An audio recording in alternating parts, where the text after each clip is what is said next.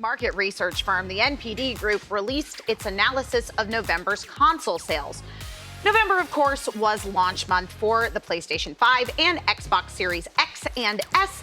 And surprise! Despite supply shortages, the PS5 had the biggest console launch in history, both in terms of launch month unit and dollar sales. But here's the thing. It still wasn't enough to knock off the Nintendo Switch, which was the highest-selling console of the month for the 24th straight month in a row with 1.3 million units sold. Patrick, you just love earnings reports. I'm crazy about them. You love it. So tell us, what does this mean for the three big console manufacturers? It means Nintendo is a monster and it cannot be stopped. 1.3 million consoles sold last month alone. The system has been out since 2017. And beyond that, they had a supply shortage. So earlier this year, you could not get a Nintendo Switch, and they're still selling this much. It also means that PS5 had a really great launch. Yeah. PS5 is now the fastest selling console launch in history. It beat out the PS4 in 2013. We know that it sold less than 1.3 million copies, though. We don't know how many copies it sold because they did not tell us, or units sold, I guess. But still, very good. And it also means for the 16th time, Xbox is kind of left out in the dark.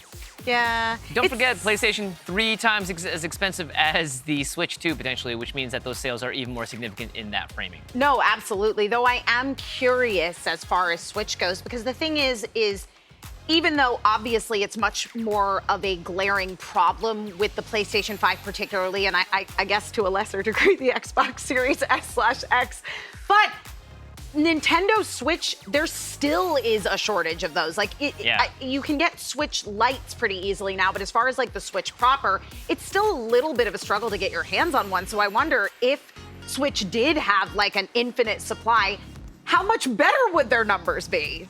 Much. Yeah. This number is for the Switch family of consoles. So it is the Switch Lite and the Switch. Yeah. Exactly. And Jimmy brought up a good point. The dollar sales for the PS5 is what's really interesting here. Yeah. Switch sold more consoles than any other thing. Right. The dollar sales for the PS5, which we do not know because they have not shared them, are a big, big number if it is the biggest launch in history. And again, they were throttled by the rollout of this. Most people could not get their hands on a PS5. If they could have, this number would have been a lot bigger, and I do think it probably would have overtaken the Switch just because it's new and people want hands on the new thing.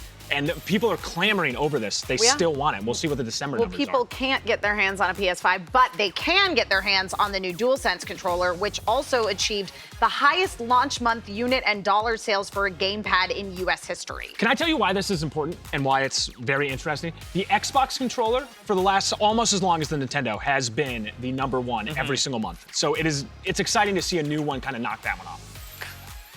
Go PlayStation.